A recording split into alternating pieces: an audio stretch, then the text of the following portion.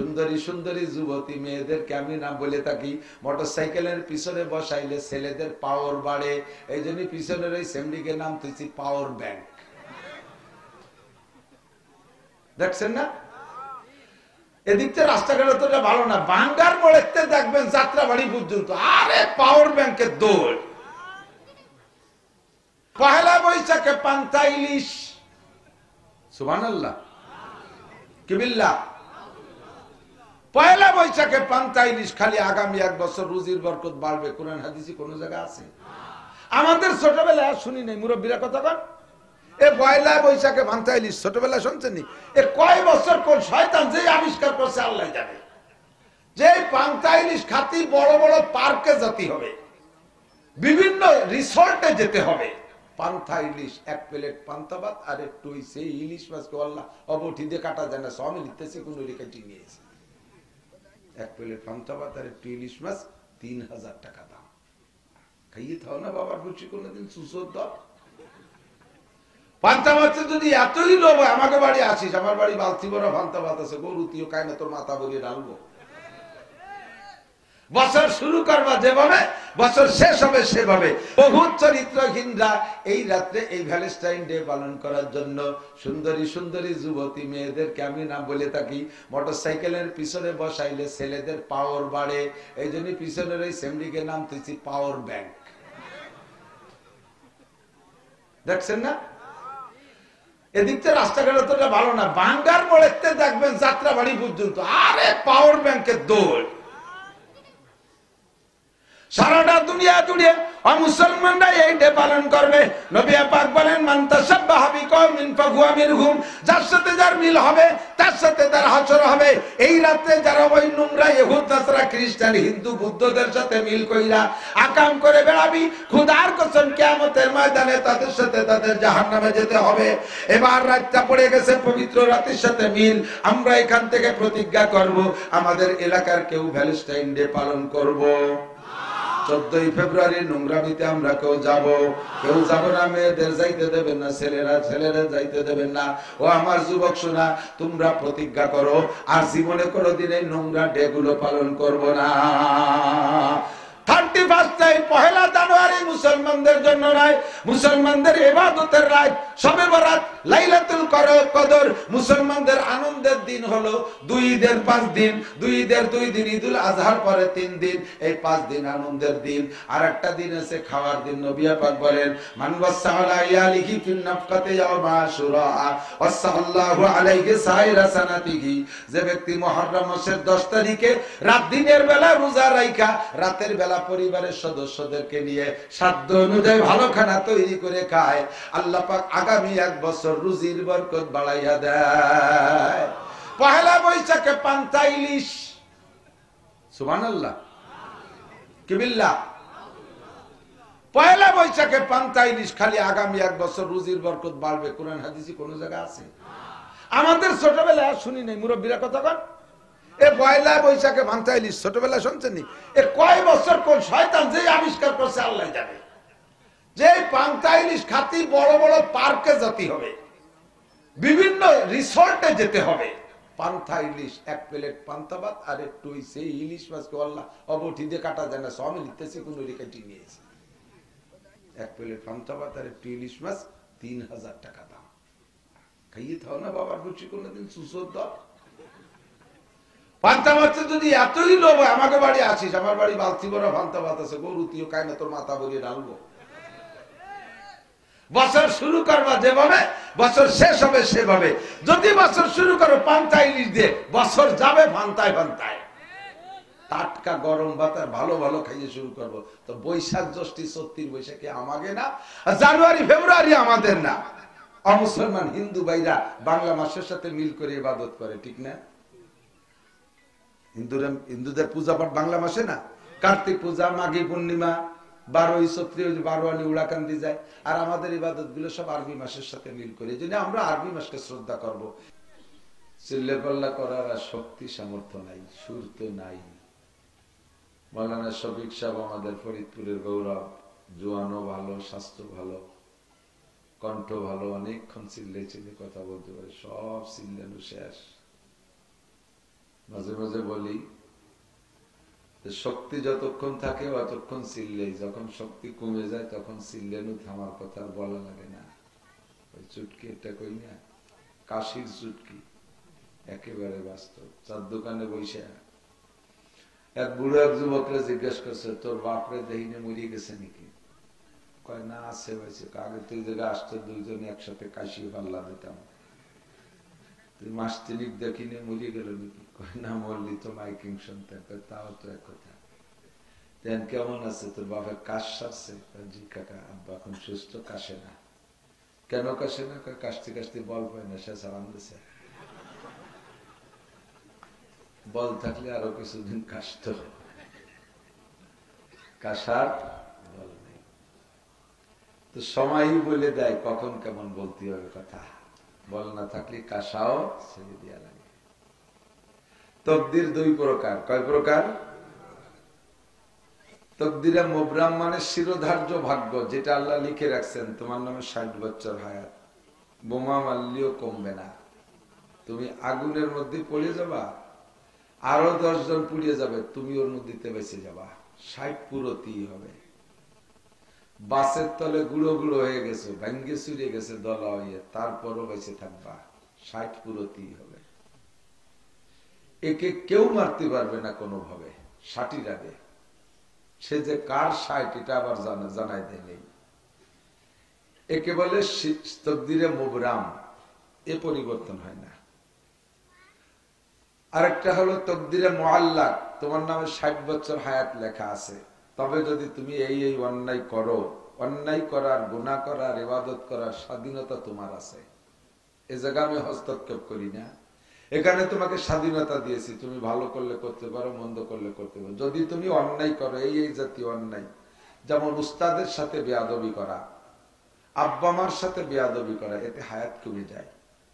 উন্ডা যদি মনে কষ্ট পেয়ে কয় আল্লাহ তুমি দেখো না, বলার সাথে সাথে 10 বছর হায়াত কমে যেতে পারে। একে বলে তকদিরে মুআল্লাক, তোমার আমলের সাথে ঝুলানো, তুমি যেমন আমল করবা। 60 লিখে রাখছি, তোমার মা যদি কান্দে দেয় আল্লাহ আমার নাম টুটে আর 10 বছর হায়াত দাও, মার চোখের পানি আর দোয়ার ওসিলায় তোমাকে আর 10 বছর বাড়ায় দেওয়া যেতে পারে।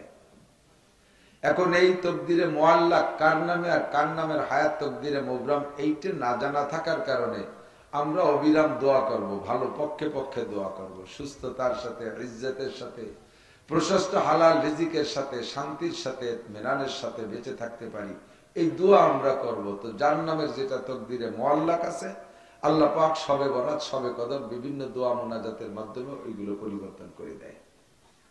এই জন্য আমরা শবে বরাতে দোয়া করব, মোনাজাত করব। আল্লাহ পাক সারা রাত এসে ডাকতে থাকে, আলা মুস্তাগফিরিন ফাগফির আলাহ, কারা আছো গুনাহগার চলে আসো, আমি ক্ষমা করে দেব।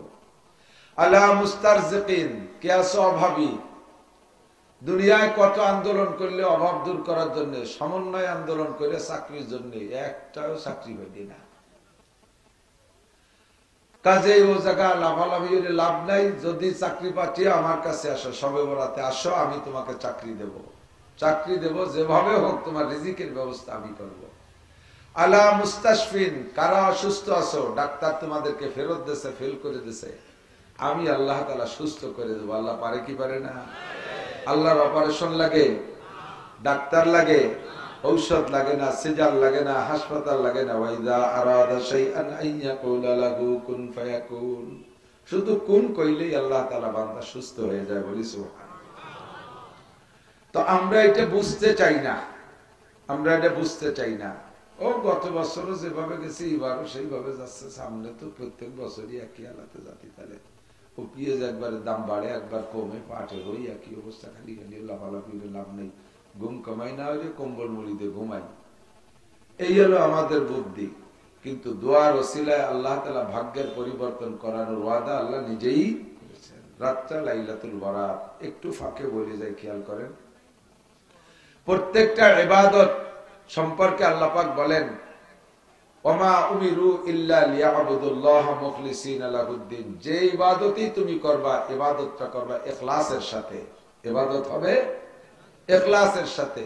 কোন ইবাদতের ভিতরে ওয়ালা ইউশরিক বিইবাদাতি রাব্বিহি আহাদা, ইবাদতের ক্ষেত্রে তুমি আল্লাহর সাথে কাউকে শরীক করবা না। ইবাদত হবে একমাত্র আল্লাহরই জন্য। কথা বলেন ঠিক কি না? আল্লাহর সাথে ইবাদতের মধ্যে আবার কাউকে শরীক করার কি মানে এটা বুঝি না। একটু বুঝেন একটু বুঝেন। যদি আপনি শিরিক করেন, লাইন আশরাকতুম লা ইয়াহবাতান্না আমালুকুম, যদি তুমি শিরিক করো তাহলে তোমার আমল বাতিল হয়ে যায়। শিরিক ইবাদতের মধ্যে কেমন? এই যে এখানে মাওলানা শফিক সাহেব কালেকশন করেছে, 1000 টাকা দিয়েছে, আপনার নামে যদি দোয়া না করে মারহাবা না দেয় তাহলে আপনি দুঃখ প্রকাশ করেন। আপনি 1000 টাকা দিয়েছেন তো আখিরাতের জন্য, এই জায়গা মারহাবার দরকার কি? যদি মারহাবা দিয়ে দেয় ওই 1000 টাকার বিনিময়ে মারহাবা পর্যন্ত শেষ। কিয়ামতের ময়দানে আল্লাহ তাআলা 3 জনকে ডাকবে। সর্বপ্রথম ডাকবে শহীদকে। কাকে? শহীদ। শহীদ আছে না? শহীদের মর্যাদা, আসল মর্যাদা শুনে নেন। দুনিয়ার থেকে যারা জান চলে যায়, বিদায় নেয়, যে কোনো ভাবে ইন্তেকাল করে, এই মানুষগুলো কিয়ামতে হাসরের মাঠে বিচার আচারের আগে একজনও জান্নাতেও যাবে না, জাহান্নামেও যাবে না। হাসরের মাঠের আগ পর্যন্ত মরার পরে লম্বা একটা টাইমের নাম হলো আলমে বারজাখ, পর্দার জগৎ। এ জায়গা থেকে জান্নাতও নাই, জাহান্নামও নাই। তবে যদি আমল ভালো থাকে জান্নাতের আলো বাতাস পাবেন, আর যদি আমল খারাপ হয় জাহান্নামের সাজা শাস্তির অংশ পাবেন। ডাইরেক্ট জান্নাতও না, জাহান্নামও না। হাসরের মাঠ কায়েমের পরে যারা জান্নাতি তারা জান্নাতে যাবে, যারা জাহান্নামী তারা জাহান্নামে চলে যাবে। এর আসল জান্নাত আর জাহান্নাম। বাকি শুধুমাত্র কেবলমাত্র যারা শাহাদত বরণ করে, এই শহীদগুলো মরার সাথে সাথে আল্লাহ তাআলা তাদেরকে জান্নাতে দিয়ে দেয়। ওরা কিয়ামতের মাঠে আপদ বিপদ কিছু টের পাবে না। দেয়ার সিস্টেম কি? ছোট্ট একটা সবুজ পাখির সিনার ভিতরে আপনার রুহুটাকে দিয়ে জান্নাতের মধ্যে ছেড়ে দিয়ে বলবে তুমি বিচরণ করতে থাকো, ঘুরতে থাকো, জান্নাতের ফল পাকড়া খাইতে থাকো। তুমি কিয়ামতের মাঠে তোমার আর কোনো জয় ঝামেলা নাই, নীরব নিরিবিলি তুমি জান্নাতে থাকো। কন্যা সুবহানাল্লাহ। এলো শহীদদের মর্যাদা। এত দামি শহীদ, এত সম্মানী শহীদ, এই শহীদকে কিয়ামতের ময়দানে ডেকে বলবে, এই তুমি এভাবে তুমি দুনিয়া থেকে আসছো কিভাবে? কাল্লা কে তুমি জানো না? আমি তো শহীদ হয়ে আইছি। তো তুমি কোথায় যে শহীদ হয়েছো? আমি অমুক মাঠে যুদ্ধ করতে করতে শহীদ হয়েছি। কেন যুদ্ধ করেছো? কালিমাতে, তোমার দিনকে উঁচু করার জন্য, তোমার ধর্মের জন্য যুদ্ধ করেছি, তোমার ইসলামের জন্য যুদ্ধ করেছি।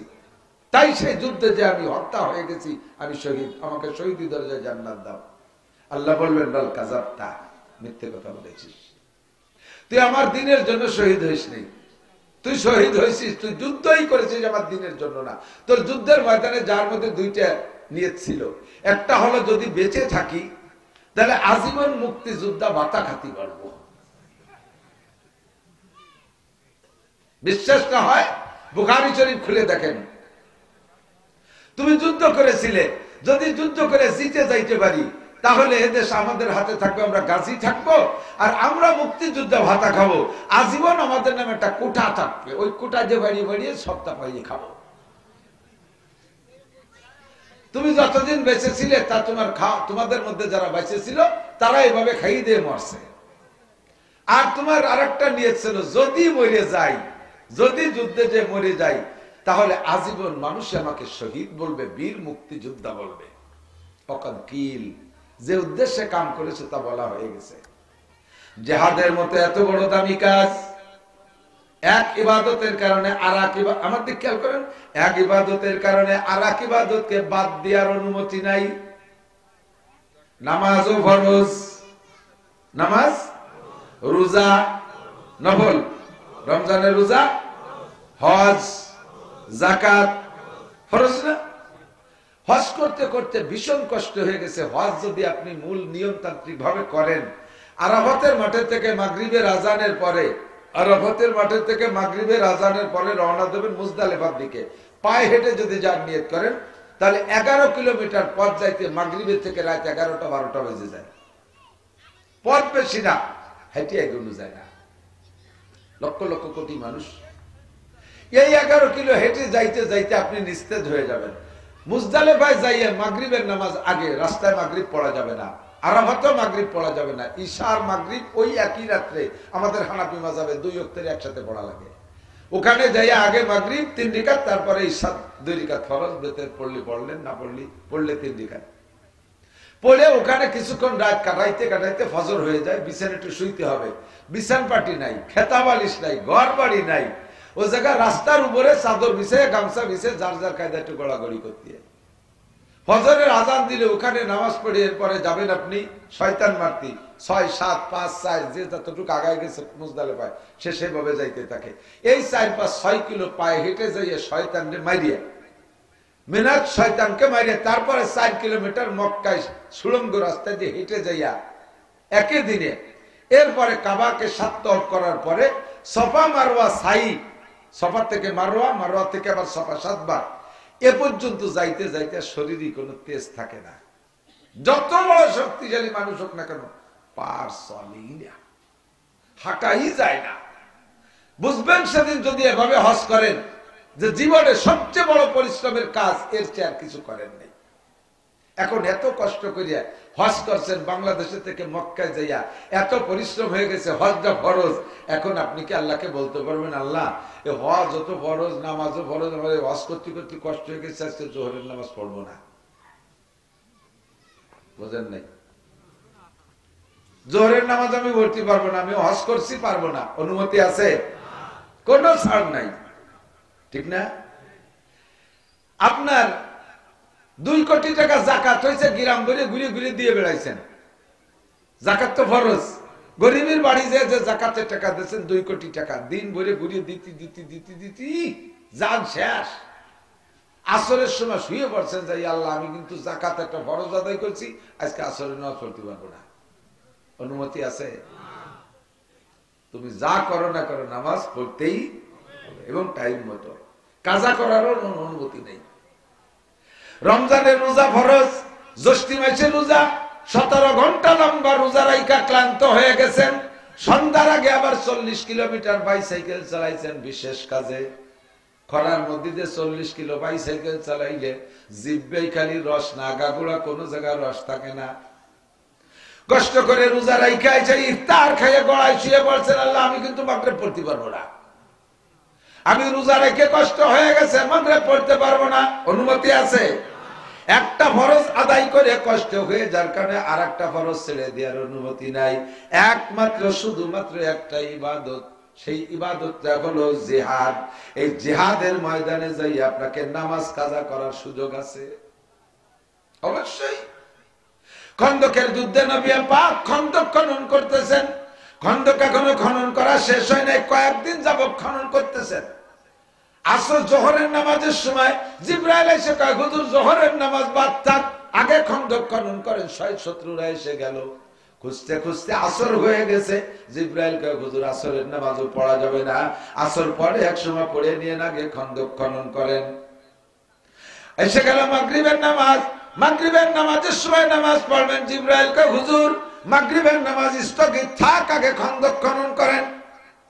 খুঁজতে খুঁজতে ঈশা হয়ে গেল, ঈশার লম্বা টাইম, গভীর রাত হয়ে গেছে, তবুও জিবরাইল কয় হুজুর নামাজ পরে পড়া যাবে, আগে খন্দক খনন করেন।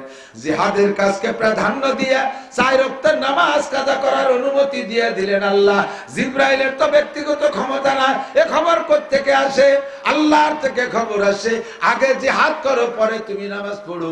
কিন্তু হজের কারণে নামাজ ছাড়ার অনুমতি নাই, যাকাত দেওয়ার কারণে নামাজের ছাড়ার অনুমতি নাই, রোজায় কষ্ট হয়ে গেলে যাকাত রোজা কি বলা হয় নামাজ ছেড়ে দেওয়ার অনুমতি নাই। জিহাদ এমনই একটা ইবাদত, কাল প্রয়োজনে সময় সাপেক্ষে জিহাদের কাজকে প্রাধান্য দিয়ে নামাজকে ছেড়ে দেওয়া জায়েজ আছে। এত বড় গুরুত্বপূর্ণ ইবাদত আপনি করেছেন, ওই ইবাদত আপনি করবেন ইখলাসের সাথে, কিন্তু সেই ইবাদত করেছেন আপনি দুনিয়ার উদ্দেশ্যে। হয় আপনাকে বীর উত্তম, বীর বিক্রম, বীর শ্রেষ্ঠ বলবে, অথবা গনিমতের মাল পাইবেন, যুদ্ধে বিজয়ী সম্পদ পাবেন, আর আপনি জীবন ভরে কোঠা বিক্রি করে খাইতে পারবেন। আল্লাহ কয় তুমি এই জন্য জিহাদ করেছো, এইটা করেছো আমার জন্য নয়, অকাত কিল যে আশা করেছো তা তোমারে বলা হয়ে গেছে, আর একটা নেকিও তোমার আমলনামায় জিহাদ উপলক্ষে, শহীদ উপলক্ষে অবশিষ্ট নাই যে তাদের জান্নাতে যাওয়া। কথা বাড়াইও না, মাইল খাওয়ার আগে ঢুকে সারো জাহান্নামে। তাহলে দুনিয়ায় তো কোক খাইছে, এ জায়গাও কোক খাবা। খেয়াল করেন, শহীদদেরকে জাহান্নামে দেওয়ার পরে ধরবে এবার আমার মতো মৌলানা রে। এ মৌলানা, তুমি মৌলানা হইছ কি জন্য? তুমি ওয়াজ করছো কি জন্য? তুমি মানুষকে মুরিদ বানাইছো কি জন্য?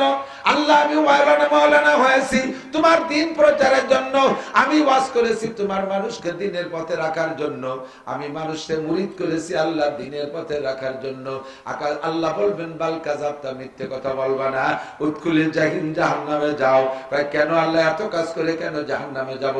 আল্লাহ পাক বলবেন তুমি মৌলানা হয়েছো ওয়াজ করে বেঁচে খাবা, সেই জন্য তুমি মৌলানা হয়েছো ওয়াজ করেছো। মানুষে তোমাকে আন্তর্জাতিক খ্যাতি সম্পন্ন বক্তা কবে? হেলিকপ্টারে আনবে তোমারে, 200 মোটরসাইকেল নিয়ে তোমার অভ্যর্থনা জানানো লাগবে, 300 পুলিশ দিয়ে তোমার প্রোটোকল দেওয়া লাগবে, আর তোমার নামে বড় বড় ব্যানার করা লাগবে, তোমারে কোলে করে নিয়ে এসছে যে প্রধান বক্তা, বিশাল নাম দিয়ে উঠানো হবে। এই প্রশংসা পাওয়ার জন্য তুমি ওয়াজ করেছো, তুমি পীরগিরি করেছো, মুরিদ বাড়ায় বাড়াইয়া বছরে 2টা হালখাতা দিবা। হালখাতা আছে না, সারা বছর বাকি দিয়ে হালখাতা দিয়ে কালেকশন করে। তুমি মুরিদ বানাইছো, মুরিদদের ভিতরে 2 বছরে হালখাতা দিয়া মাহফিল দিয়ে দিয়ে তার মধ্যে বস্তা ভরে ভরে টাকা কালেকশন করবা, ওই টাকাতে ভোগ বিলাসের সাথে চলবা। এই জন্য মুরিদ বানাইছো।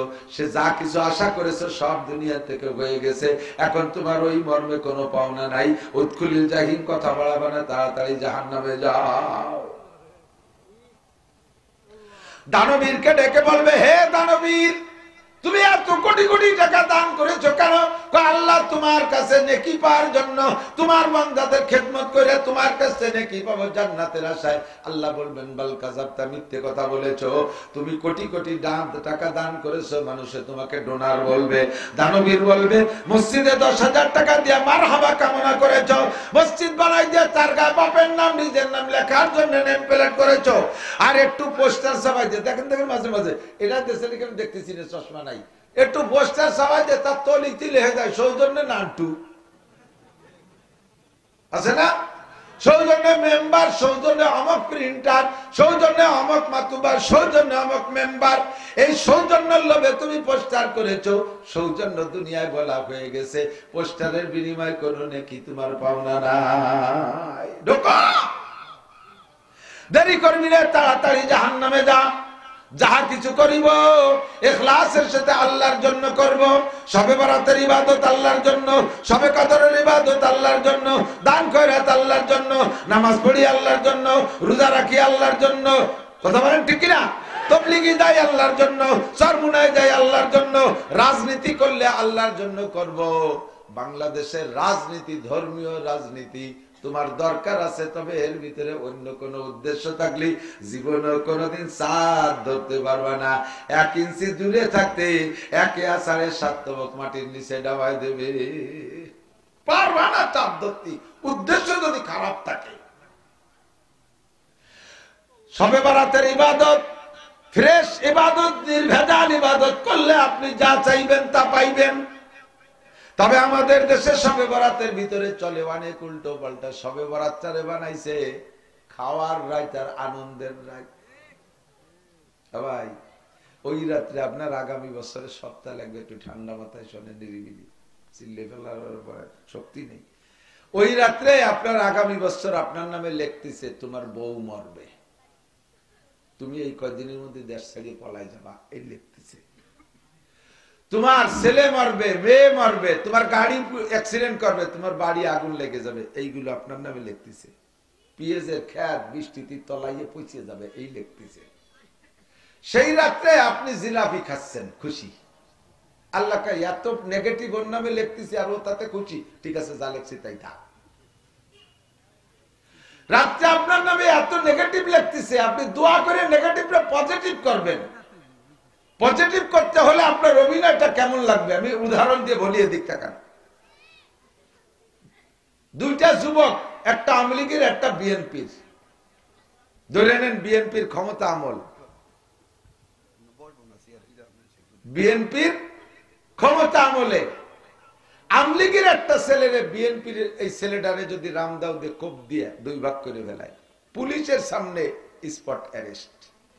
সরাসরি জায়গা থেকে যেখানে মারছে পুলিশও সেই জায়গা ছিল, দড়িয়ে বান্ধি ফেলাইছে, নিয়ে হাজতে আটকাই দিয়েছে। বসে 2 বছর হাজতে রাখার পরে রায় হবে, আজকে ঘোষণা হয়ে গেছে।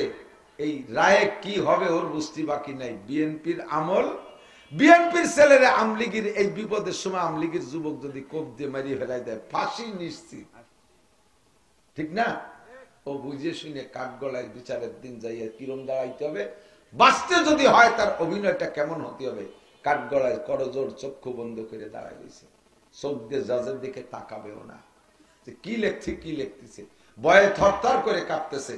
কোন ফাঁকে পেশাব হইয়া ভয়তে 2 রান বাইয়ে কাঠ গলা ভিজি গেছে। বাঁচতে হলে মা বুড়ি মানুষ আইসা সিরা কাপড় পরিয়ে কাঁদতেছে, সাথে একটা বউ আইছে, ওর বউ ডাবেট, ওই ছেলের বউ, সেও একটা সিরা কাপড় পরিয়েছে, গায়ে মাটি সুটি মাহানো, গায়ে গোস্ত নাই, 2 বছর স্বামীর সঙ্গে শুকই গেছে। একটুক একটা ছেলে 5 বছর বয়স, ছেলেটা ল্যাংটা হইয়াছে, একটা সিরা গেঞ্জি গাই দিয়েছে, এই জায়গায় দাঁড়ায় কাঁদতেছে। মা কয়, বাবার জজ সাহেব, বিচারপতি, কিয়ামতের দিনের মালিক আমার আল্লাহ, আজকের দিনের বিচারপতি আপনি। আমার এই ছেলেটা 1 বছর বয়সে আমার স্বামী মারা গেছে, ওর বাবা মারা গেছে, আজকে পর্যন্ত আমি ওকে ফেলে কোথাও যাই নাই, আমি তারে নিয়ে কোলে করে এই পর্যন্ত বুড়ি হয়ে গেছি। আমার বাবা জীবনে কোনোদিন অন্যায় করে না, কোন শয়তানের পালায় পড়ে আর এমন অন্যায় করে বেলাইছে। বাবা জজ, তোমারও আব্বা মা আছে, তোমারও ছেলে মেয়ে আছে, ও বাবা তোমার পায়ে ধরি, আমি তার মা আমারে ফাঁসি দিয়ে দাও, আমার ওই বাচ্চারে যদি ফাঁসি দাও, আমার নাতিটা মারা যাবে, আমার বউটা চিরবিধবা হবে, আমি স্টক করে মারা যাব, আমি বুড়ি মানুষটা আমার ছেলের পরিবর্তে ফাঁসি দাও। বাবা জজ, তোমার পায়ে ধরি। মা এমন করে কাঁদতেছে, আর ওর বউ কাঁদতেছে, স্যার আপনার পায়ে পড়ি, আপনারও মেয়ে আছে, আমাকে মেয়ের মতো জানেন, আপনার জামাই যদি এমন অন্যায় করতো তাহলে আপনি কেমন করতেন? স্যার আপনার পায়ে পড়ি, আমার স্বামীও যদি ফাঁসি দেন, এই ছোট বাচ্চাটা চির এতিম হয়ে যাবে, তার বুড়ি মা স্ট্রোক করে মারা যাবে, আমার দিন দুনিয়া অন্ধকার, স্যার আপনার পায়ে পড়ি। ছোট্ট বাচ্চাটা কান্দে, কয় স্যার আমার আব্বারে ফাঁসি না দিয়ে আমারে ফাঁসি দেন, আমার দাদি মারা যাবে, আব্বারে ফাঁসি দিলে আমার মা চির বিধবা হয়ে যাবে, স্যার আমারে ফাঁসি দেন, আমার মা আব্বারে ফাঁসি না দিয়া। 4 জনের এরকম করুন অনুনয় বিনয় আর অভিনয় দেখা স্যার কলম কামলায় ধরে বসে রয়েছে। কি করব? তকদিরের কলম ধরে স্যার বসে আছে, এদিকে বাদী দাঁড়ানো আছে, বাদী তো রানিং বিএনপি ক্ষমতায়, ওদিকে আসামি তো কি আমলিগ। এবার বড় বিপদে পড়ে গেছে জজ সাহেব। জজ সাহেব লাস্টে চিন্তা করলেন, একটারে ফাঁসি দিলে যদি সাইডে শেষ হয়ে যায়, আরে জীবনে বহুত খেলা খেলছি, আজকে একটা খেলা দেখাই দেব। সঙ্গে সঙ্গে 3-4 জনের দিকে তাকাইয়া তাদের বিনয় আর অভিনয় দেখে কয়, বেকসুর খালাস, যায় আমার চাকরি যায় যাবে, একটা মারতে যে সাইডে মারা যাবে না।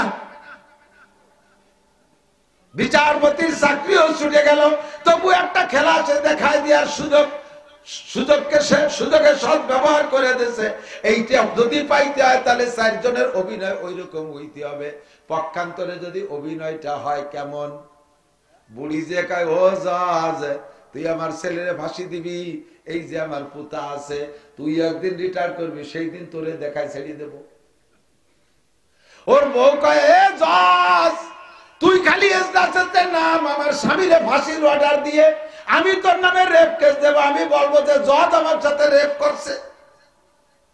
আর অতটুক দুধের বাছুর সে কয়, জজ তুমি একদিন চাকরি থেকে রিটায়ার করবা, আমি সেদিন বড় হব, আমার আব্বারে ফাঁসি দিলে প্রতিশোধ আমি নিয়েই ছাড়বো।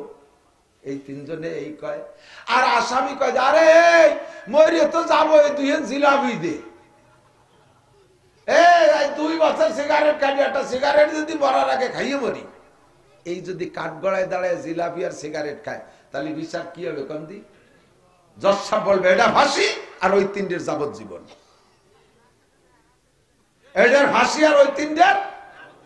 আজকে রাত্রে মহান বিচারপতি আল্লাহ পাক রব্বুল আলামিন আপনার নামে লিখতেছে, তুমি মারা যাবা, তোমার বউ স্ট্রোক করবে, তোমার মা মারা যাবে, তোমার ছেলে গাড়ি তলে পড়ে মরবে, তোমার বাস অ্যাক্সিডেন্ট করবে, তোমার ট্রাক অ্যাক্সিডেন্ট করবে, তোমার পেঁয়াজের ক্ষেত পচে যাবে, পাটের গোডাউনে আগুন লেগে যাবে, ইত্যাদি ইত্যাদি তোমার নামে লিখতেছে। আর তুমি সেই রাত্রে হালুয়া রুটি খাও আর গোশত বিরিয়ানি খাও আর ওই রাত্রে জিলাপি খাওয়ার আনন্দ করো। আল্লাহ কয় ঠিক আছে, যা যা লেখা আছে তাই বহাল থাকবে, ওর তকদিরের কোনো পরিবর্তন হবে না। রাতটা হলো কুমু লাইলাহা, সারা রাত জেগে ইবাদত করবেন, ওয়াসুমু ইয়াওমাহা, দিনের বেলা রোজা রাখবেন। রোজা মানে অনশন ধর্মঘট, রোজা মানে অনশন।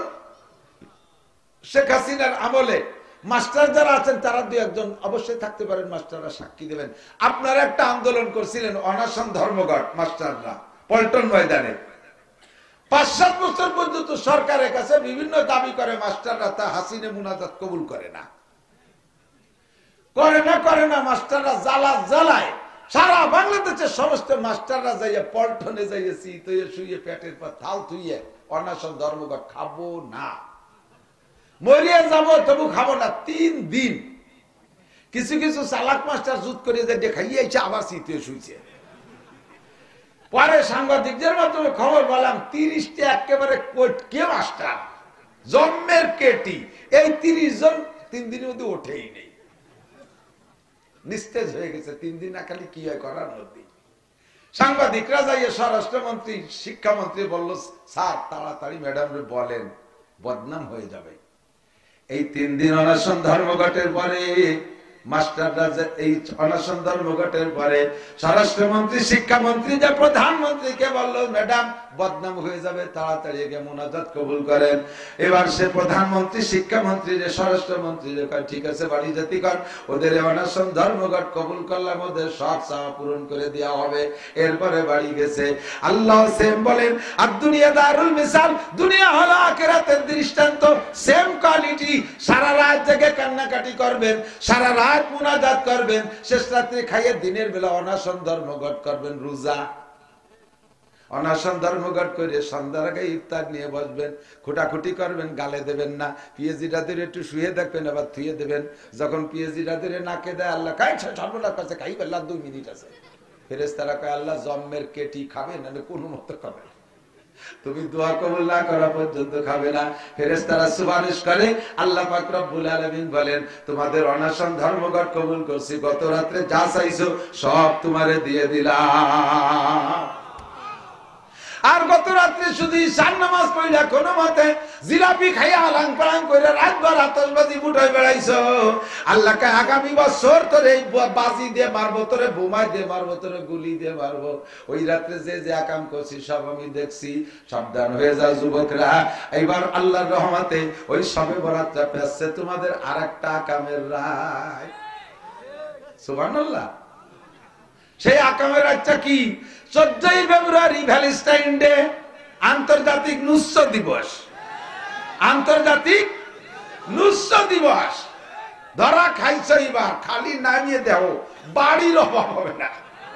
দিনদার ইমানদার যুবকরা তোমাদেরকে পিঠায় টান টান করবে। বহু চরিত্রহীনরা এই রাত্রে এই ভ্যালেন্টাইন ডে পালন করার জন্য সুন্দরী সুন্দরী যুবতী মেয়েদেরকে আমি না বলে থাকি, মোটরসাইকেলের পিছনে বসাইলে ছেলেদের পাওয়ার বাড়ে, এই জন্য পিছনের ওই সেমডিকে নাম তুইছি পাওয়ার ব্যাংক। দেখছেন না? এদিকটা রাস্তাঘাট অতটা ভালো না, বাঙ্গার মোড়েতে দেখবেন যাত্রা বাড়ি পর্যন্ত, আরে পাওয়ার ব্যাংকের দৌড়। সারাটা দুনিয়া জুড়ে মুসলমানরা এই ডে পালন করবে। নবী পাক বলেন, মান তাশাব্বাহা বিকওমিন ফাহুয়া মিনহুম, যার সাথে যার মিল হবে তার সাথে তার হাসর হবে। এই রাতে যারা ওই নোংরা ইহুদ নাসারা খ্রিস্টান হিন্দু বুদ্ধদের সাথে মিল কইরা আকাম করে বেড়াবি, খোদার কসম কিয়ামতের ময়দানে তাদের সাথে তাদের জাহান্নামে যেতে হবে। এবার রাতটা পড়ে গেছে, পবিত্র রাতের সাথে মিল। আমরা এখান থেকে প্রতিজ্ঞা করব, আমাদের এলাকার কেউ ভ্যালেন্টাইন ডে পালন করব। 14ই ফেব্রুয়ারি নোংরামিতে আমরা কেউ যাব না। মেয়েদের যাইতে দেবেন না, ছেলেরা যাইতে দেবেন না। ও আমার যুবক সোনা, তোমরা প্রতিজ্ঞা করো আর জীবনে কোনোদিন এই নোংরা ডে গুলো পালন করব না। 31 তারিখ পহেলা জানুয়ারি মুসলমানদের জন্য নয়, মুসলমানদের ইবাদতের রাত, শবে বরাত, লাইলাতুল কদর, মুসলমানদের আনন্দের দিন হলো 2 ঈদের 5 দিন, 2 ঈদের 2 দিন, ঈদুল আজহার পরে 3 দিন, এই 5 দিন আনন্দের দিন। আর একটা দিন আছে খাওয়ার দিন। নবী পাক বলেন, মান ওয়াসালা ইয়ালিহি ফিন নাফকাতি ইয়াউমা আশুরা ওয়াসাল্লাহু আলাইহি সাইরা সানাতিহি, যে ব্যক্তি মুহররম মাসের 10 তারিখে রাত দিনের বেলা রোজা রাখা, রাতের বেলা পরিবারের সদস্যদেরকে নিয়ে সাধ্য অনুযায়ী ভালো খানা তৈরি করে খায়, আল্লাহ পাক আগামী 1 বছর রুজির বরকত বাড়াইয়া দেয়। পহেলা বৈশাখে পান্তা ইলিশ, সুবহানাল্লাহ, কি বিল্লাহ, পহেলা বৈশাখে পান্তা ইলিশ খালি আগামী 1 বছর রুজির বরকত বাড়বে। কোরআন হাদিসে কোন জায়গায় আছে? আমাদের ছোটবেলায় শুনি নাই, মুরব্বীরা কথা কন, এ পয়লা বৈশাখে পান্তা ইলিশ ছোটবেলায় শুনছেন নি? এ কয় বছর কোন শয়তান যে আবিষ্কার করছে আল্লাহ জানে, যে পান্তা ইলিশ খাতি বড় বড় পার্কে যেতে হবে, বিভিন্ন রিসোর্টে যেতে হবে। পান্তা ইলিশ 1 প্লেট পান্তা ভাত আর একটু সেই ইলিশ মাছকে আল্লাহ অবঠি দিয়ে কাটা যায় না, সব লিখতেছে কোন রেখাটি নিয়েছে। 1 প্লেট পান্তা ভাত আর একটু ইলিশ মাছ 3000 টাকা দাম। খাইয়ে থাও না বাবার রুচি কোনদিন সুসদ্ধ। পান্তা মাছে যদি এতই লোভ হয়, আমাকে বাড়ি আসিস, আমার বাড়ি বালতি বড় পান্তা ভাত আছে, গরু তুইও খাই না, তোর মাথা ভরিয়ে ডালবো। বছর শুরু করবা যেভাবে, বছর শেষ হবে সেভাবে। যদি বছর শুরু করো পান্তা ইলিশ দিয়ে, বছর যাবে ভান্তায় ভান্তায়। টাটকা গরম ভাত আর ভালো ভালো খাইয়ে শুরু করবো। তো বৈশাখ জ্যৈষ্ঠী 34 বৈশাখে আমাকে না, জানুয়ারি ফেব্রুয়ারি আমাদের না। অমুসলমান হিন্দু ভাইরা বাংলা মাসের সাথে মিল করে ইবাদত করে, ঠিক না? হিন্দুদের পূজা পাঠ বাংলা মাসে না, কার্তিক পূজা, মাঘী পূর্ণিমা, 12ই চৈত্রে বারোয়ানি উড়াকান্দি যায়। আর আমাদের ইবাদত গুলো সব আরবি মাসের সাথে মিল করে, এই জন্য আমরা আরবি মাসকে শ্রদ্ধা করব। এই আরবি মাস চলতেছে, রানিং মাস শাবান মাস, সামনে আসতেছে আমাদের জন্য রমজান মাস। এই শাবান মাসের রাত্রে হালুয়া রুটি হবে না, আনন্দ ফুর্তি হবে না, গরু জবাই হবে না, মুরগি পোল্ট্রি হবে না, বিরিয়ানি পোলাও হবে না। কয় যে এটা বরাতের মাস। আরে মিয়া, বরাত মানে কি? বরাত মানে দুইটা তর্জমা। একটা হলো বরাত মানে উড্র করা। আল্লাহ পাক রব্বুল আলামিন যা লিখে রাখছে, তুমি দোয়ার কারণে আল্লাহ তাআলা সেখান থেকে হাত তুলে নেবে না। ঠিক আছে, তোমার নামে যা লেখা ছিল, তোমার কান্নাকাটিতে সেটা পরিবর্তন করা হলো। আপনি সেই জায়গায় তা না করে মনে করছে বরাত মানে ভাগ্য। আরে ভাগ্য লিখবে আপনার, সেটা তো চেয়ে নিতে হবে। কোন বেদাতি ইবাদত আমরা ওই রাত্রে করবো। এবছরকে একটু সিদ্ধান্ত নেওয়া যাবে, হালুয়া রুটি হবে, পারবেন? পারবেন? হালুয়া রুটি হবে না, গরু বিরিয়ানি হবে না, এলাকায় করে গরু জমি সবে বরাত উপলক্ষে হবে না। তাহলে কিন্তু সাবেক বহল যা যা লেখছিল তাই হবে কপালে। আল্লাহ হেফাজত করুক না। এরপরে আসতেছে রমজান মাস। আল্লাহ পাক রব্বুল আলামিন বলেন, ইয়া আইয়ুহাল্লাযীনা আমানু, হে অন্ধ জগতের অটল বিশ্বাসী পাগলরা, কুতিবা আলাইকুমুস সিয়াম, তোমাদের উপরে রোজা ফরজ করা হয়েছে, কামা কুতিবা আলাল্লাযীনা মিন ক্বাবলিকুম লাআল্লাকুম তাত্তাকুন, যেমন রোজা ফরজ করা হয়েছিল তোমাদের পূর্ববর্তীদের উপরে, এই রোজার মাধ্যমে তোমরা মুত্তাকিন পরহেজগার হয়ে যাবা। আল্লাহ পাকের অর্ডার। এবার আল্লাহ পাক বলেন, ফামান শাহিদা মিনকুমুশ শাহরা ফালইয়াসুম, যারা রমজান মাস পাইবা অবশ্যই রোজা রাখবা। নিয়ত আছে রোজা রাখার। রমজানের রোজা কে কে রাখবেন? রোজা রাখবই, রাখবই ইনশাআল্লাহ। রমজান পাইলে ইনশাআল্লাহ, সুস্থ থাকলে রাখবেন তো? আল্লাহ কবুল করুক, বলেন আমিন।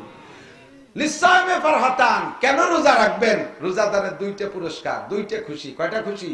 2টা খুশি। ফারহাতুন ইনদা লিকায়ে রাব্বিহিম, একটা খুশি হলো সমস্ত রোজাদারদেরকে আল্লাহ পাক জান্নাতের পার্কের মধ্যে বসাইয়া, সমস্ত রোজাদারকে জান্নাতের পার্কের মধ্যে বসাইয়া আল্লাহ তাআলা তার কুদরতি হাত দিয়ে 500 বছর মুখে উঠে খানা খাওয়াবে। খালি সুবহানাল্লাহ পর্যন্ত শেষ নাকি? 500 বছর কে খাওয়াবে? যে যে দল করেন তার দলের মূল লিডার, যে সেই লিডার যদি আপনার মুখে একখান বিস্কুট উঠাই দেয়, ওরে বাবা, ভিডিও করিয়ে ছবি তুলিয়ে তাই লেমিনেটিং করিয়ে ঘরে ঝুলে যায়, কয় মরার সময় সাথে দিয়ে দিস। তোমার নেতার এই লেমিনেটেড ছবি কবরে নিয়ে গেলে 1 সেকেন্ডের জন্য কি কবর আজাব মাপ পাওয়া যাবে? দুলাই হবে, পাশাতে ট্যাংরা খুলি ফেলে দেবে বাড়ির ঠেলায়, ঠিক না? পীরের ছবি নিলে উপায় নাই। তোমার নেতা একখান বিস্কুট গালে উঠে দিয়েছে, মুখে উঠেছে, তাই ছবি তোলো। স্বয়ং আল্লাহ কামুল হাকিমিন সমস্ত রোজাদারদের সাথে সাক্ষাৎ দিবেন, দেখা দিবেন, গালে উঠে 500 বছর ইফতার খাওয়াবে। লোভ হয় না? লিসামে ফারাতান, দুই খুশির এক খুশি হলো এইটা। 2 নম্বর খুশি হলো লিসামে ফারাতান ফারহাতুন ইনদা লিকাই রাব্বিহিম ওয়া ফারহাতুন ইনদা ফিতরিহিম। আরেকটা খুশি হলো ইফতারির সময়। ইফতারির সময় হযরত আলী রাদিয়াল্লাহু তাআলা আনহু বলেন, একই মজলিসের ভিতরে 5 জন সাহাবা হুজুর আলাইহিস সালাম 6 জনে বৈশা 3-3টে মিল করতেছে। তো সর্বপ্রথম বললেন হুজুর, নবী আলাইহিস সালাম বললেন, হুব্বি বিলাইয়া মিন দুনিয়াকুম সালাস, তোমাদের দুনিয়ার কিছু ভালো লাগে না, মাত্র 3টে জিনিস আমার ভালো লাগে। হুজুর বলেন, মনে থাকবে তো ইনশাআল্লাহ? হুজুর বলেন, আমার 3টে জিনিস ভালো লাগে, দুনিয়ার আর কিচ্ছু ভালো লাগে না। 1 নম্বরে তিব, সুগন্ধি আমার ভালো লাগে, আতর ভালো লাগে। 2 নম্বরে আল মারআত, নারী জাতি আমার ভালো লাগে। নারী জাতি মানে স্ত্রীকে স্ত্রী হিসেবে ভালো লাগে, মাকে মা হিসেবে ভালো লাগে, দাদিকে দাদি হিসেবে ভালো লাগে, মেয়েকে মেয়ে হিসেবে ভালো লাগে। নারীরা অসহায়, দুর্বল, তারা অবুলা, তারা কর্ম পারে না, তারা শক্তিতে দুর্বল, এই জন্য তাদের পক্ষে আমি তাদেরকে আমার ভালো লাগে। 2 নম্বরে কুররাতু আইনি ফিস সালাত, 3 নম্বর হলো হুজুর বলেন, আমার নামাজের মধ্যে চক্ষু শীতল হয়, নামাজে দাঁড়াইলে আমার মনটা ঠান্ডা হয়ে যায়, আমি আল্লাহ পাককে দেখতে পাই, এই জন্য নামাজ আমার ভালো লাগে। এই 3টে জিনিস ছাড়া দুনিয়ার কিচ্ছু ভালো লাগে না। ফাকামা আবু বকর, আবু বকর দাঁড়িয়ে গেলেন, ফাকালা সাদাকতা ইয়া রাসূলুল্লাহ, হুজুর ঠিকই বলেছেন, আপনার মধ্যে এই 3টে গুণ আমরা সব সময় দেখি, আপনার মধ্যে 3টা গুণ আছে। এই দুনিয়ার আমারও 3টে জিনিস ভালো লাগে।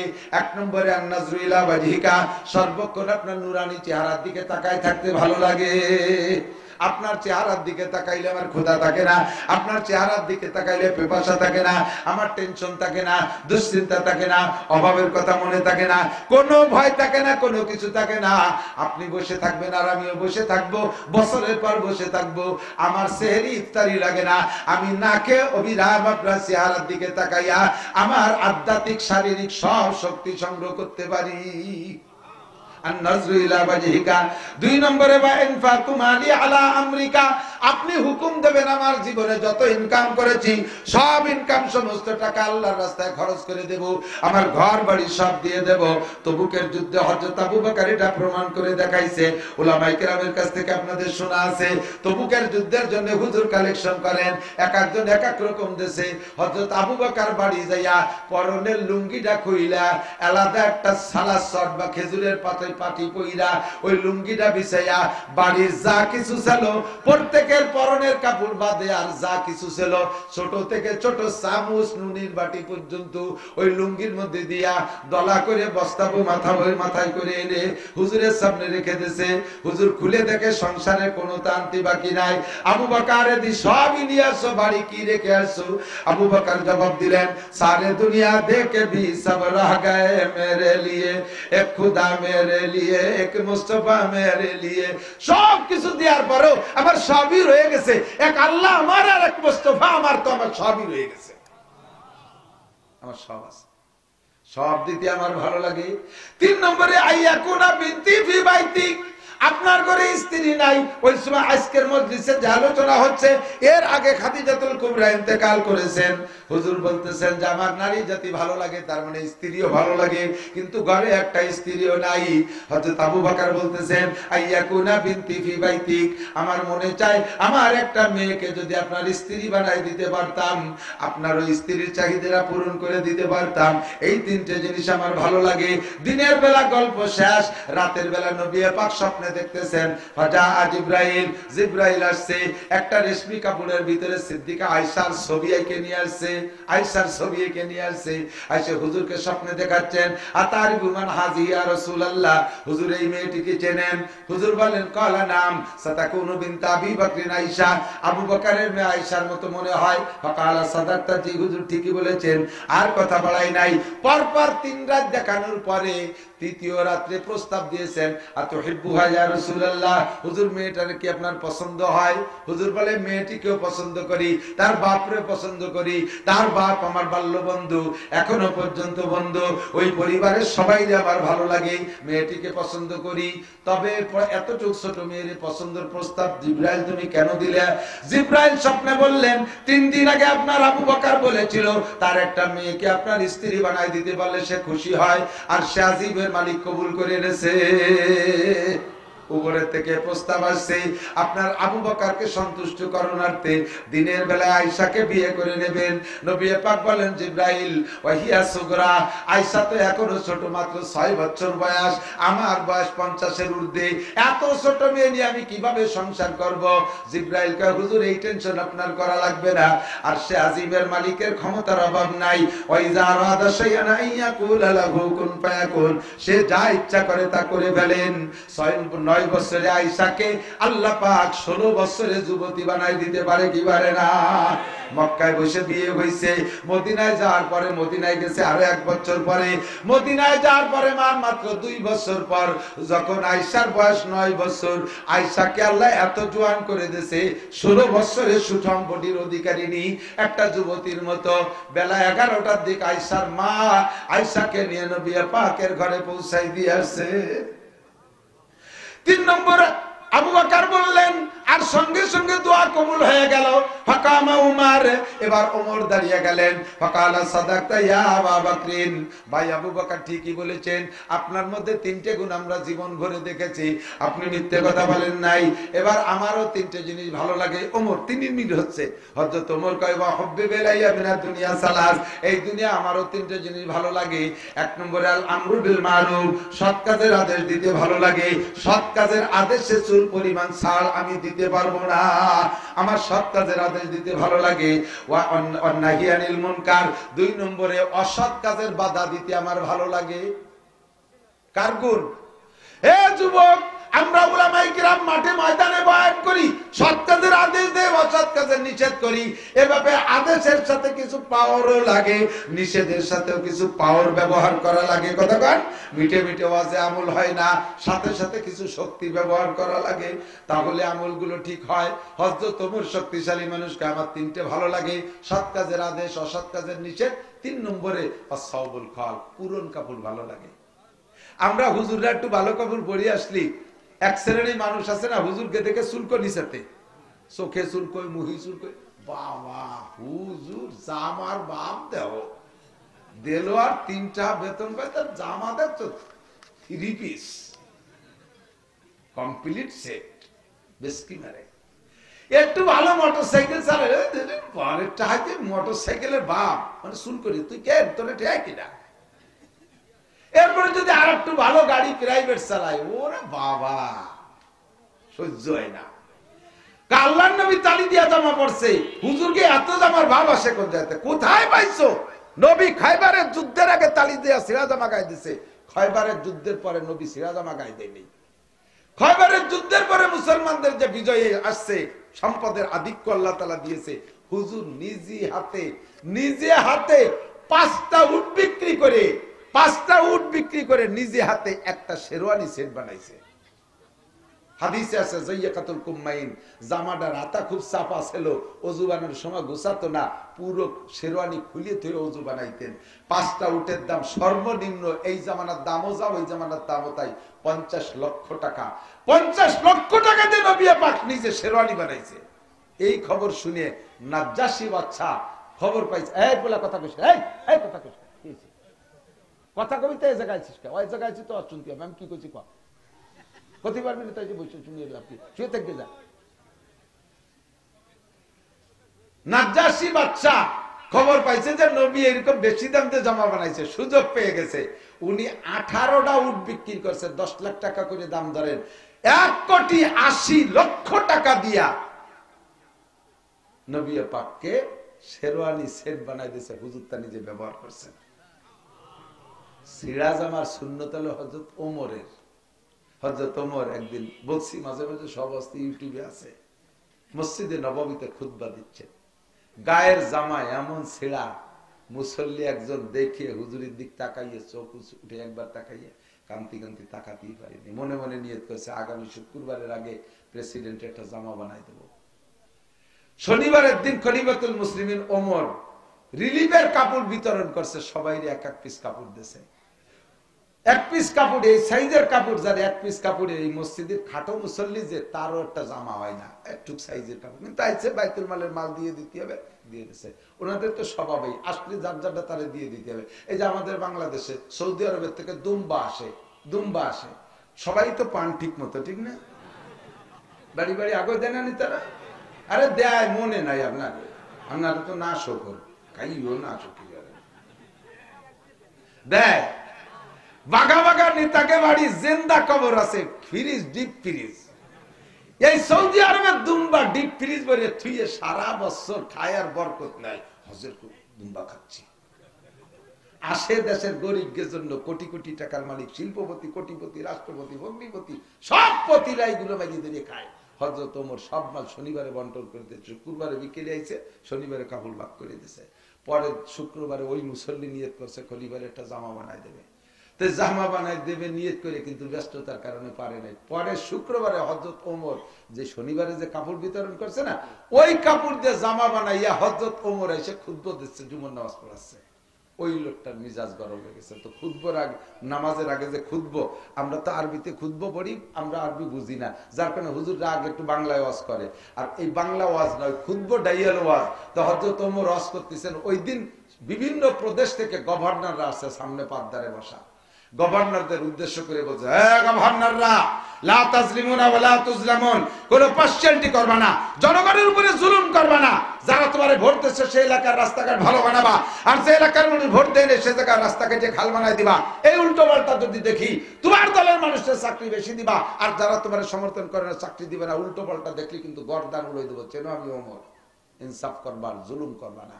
এই কথা বললে ওই লোক মাঝখান থেকে দাঁড়াই গেছে। খলিফাতুল মুসলিমিন চুপ করেন, আপনার মুখে এই বক্তব্য শোভা পায় না। মজলিসের মধ্যে বাধা দিছে, ইয়া উমর সাহ, আরবিতে কয় ইয়া উমর সাহ। ওমর চুপ করেন। ওমরের মতো মানুষ যারে দেখে শয়তান পাত্তি পাত্তি দৌড়ে, সেই ওমরের সামনে মজলিসের ভিতরে এমন ধমক দিয়ে কথা বলা বিটা মানুষের অভাব আছে। যখন ওই লোকটাই বলছে, ওমরের তো কামসারা মিজাজ গরম হয়ে, কেন আমি চুপ করবো? কেন আপনার মুখে বক্তব্য শোভা পায় না? ইনসাফের বক্তব্য, চুপ করেন। হযরত ওমরকে, আমার মুখে যদি শোভা না পায় জগতে, এই বক্তব্য কার মুখে শোভা পাবে? আমার ইনসাফকে আল্লাহ পছন্দ করে। বাগার ছাগল এক জায়গা পানি খায়, কেউ কের দিকে ফিরে তাকায় না। আর তুই বলিস আমার মুখে ইনসাফের বক্তব্য শোভা পায় না? তো সমস্যা কি?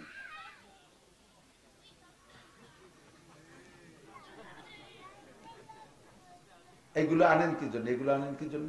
ওরা এত রাত ছটা কেন? মা নাই, শোয়া দিয়েছেন। আমার এই দেখলি খুব খুব খারাপ লাগে। ওয়াজ শোনারও বয়স হয়নি, বুঝারও বয়স হয়নি, টানবো কি জন্য? এইগুলো নিয়ে মসজিদে যায়। দুই পাশে বড় দুইজন মুসল্লি, মাঝখানে গাঠিছে একটা ডুই দিছে। এ গাঠিছে আনছে পকেটে বিস্কুট, তাই নামাজের মধ্যে কুটকুট করে খায়। ওর দাদারে সাথে বাবারে, আব্বা একটা খাও তুমি। দেখছেন এরকম পুরো মসজিদ নষ্ট করে ফেলে।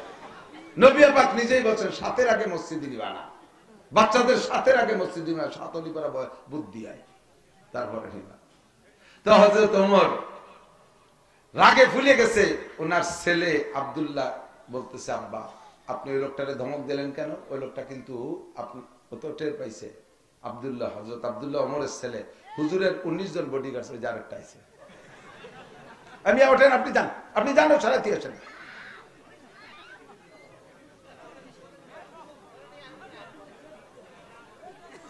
আপনি ওঠেন, যান, আপনি ওঠেন, আপনিও নিয়ে সরেন, ও থিয়ে আসেন বাড়ি, যান, পরে আসেন। আল্লাহ। তো হুজুরের 19 জন বডিগার্ড সাহাবার ভিতরে আব্দুল্লাহ ইবনে ওমর একজন। খুব হুঁশিয়ার চালাক সাহাবী। আব্দুল্লাহ টের পাইছে লোকটা কেন কইছে। তো আব্দুল্লাহ হযরত ওমরকে বলতেছে, আব্বাজি ধমক দিয়ে কথা বলবেন না, লোকটার কাছে অভিযোগ শোনেন। আমি জানি নবী পাক বলেছেন কিয়ামতে 10 জন সাহাবা বিনা হিসাবে জান্নাতি, তার ভিতরে রোল নাম্বার 2 আপনার। যদি ওই লোকটার অভিযোগ থেকে যায়, কিয়ামতের ময়দানে আপনার 9 সাথী জান্নাতে চলে যাবে, আপনি আটকা পড়ে যাবেন, ওর প্রশ্নের জবাব দিয়ে তারপরে যেতে হবে। আর আপনি সেদিন আমাদের সামনে 10 জনের 9 জন জুয়েসতে চলে যাবে, আর আপনি 2 মিনিট, আপনি, আমি জানি আপনি উত্তর দিয়ে কাটায় যেতে পারবেন, কিন্তু উত্তর দিতে যে সময়টা লস হবে তাতেই তো আপনার ক্ষতি হয়ে যাবে। এই জন্য জবাবটা দুনিয়াতে সেরে ফেলেন। হযরত আব্দুল্লাহ বলতেছেন, বাবা মাইন্ড গরম হয়ে গেছে, সেন্টিমেন্ট খারাপ হয়ে গেছে, আমার আর কথা বলার মেজাজ নেই, তুই একটু শোন কি হয়েছে। তো হযরত আব্দুল্লাহ বলতেছে, আব্দুল্লাহ টের পাইছে তারপরও যে মজলিসের মধ্যে অভিযোগ সমাধানটা এখানে হবে, আর না ঘরোয়া পরিবেশে সারলে বাকি অন্য মুসল্লিদের অভিযোগ থেকে যাবে, সত্যি যেন খলিফা কি অন্যায় করছে তাই ঘরের মধ্যে নিয়ে সারছে। কথা কন, আমাদের দেশে তো এই নিয়মই।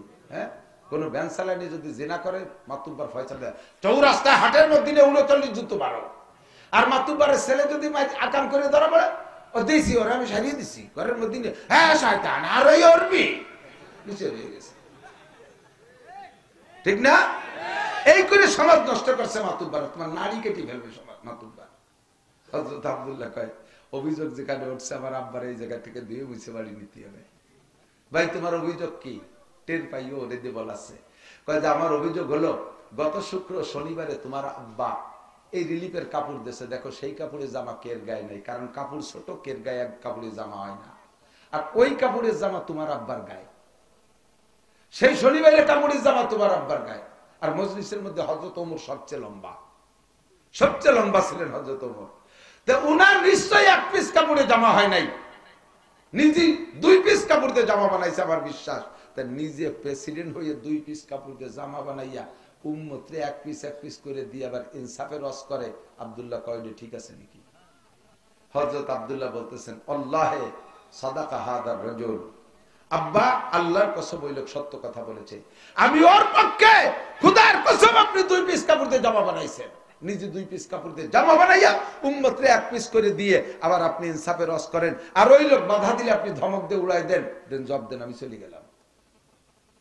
হযরত ওমর কান্দি দিছে, যে মাটি যত শক্ত বৃষ্টি নামলি করলে তো তত তাড়াতাড়ি নরম হয়ে গলিয়ে আর এড়ই ফেড়ে যায়, ঠিক না? কান্দি দিছে, এক করে টার্গেটে ধরাই দিছে। হযরত ওমর জুয়ার মানুষ, এই চোখ দিয়ে পানি বেরোইয়া দাড়ি ভেসে যাচ্ছে, আর বলতেছে, বাবা আমার এখন মন মাইন্ড খারাপ হয়ে গেছে, আমি সহ্য করতে পারতেছি না, জবটা তুমি একটু দিয়ে দাও। এবার আব্দুল্লাহ জব দিচ্ছে, ও ভাই সত্যি তোমার অভিযোগ সত্য, আমার আব্বা 2 পিস কাপড় দিয়ে জামা বানাইছে, তবে 2 পিস কাপড় আব্বা বাইতুল মাল থেকে নিজে একা নেই নেই।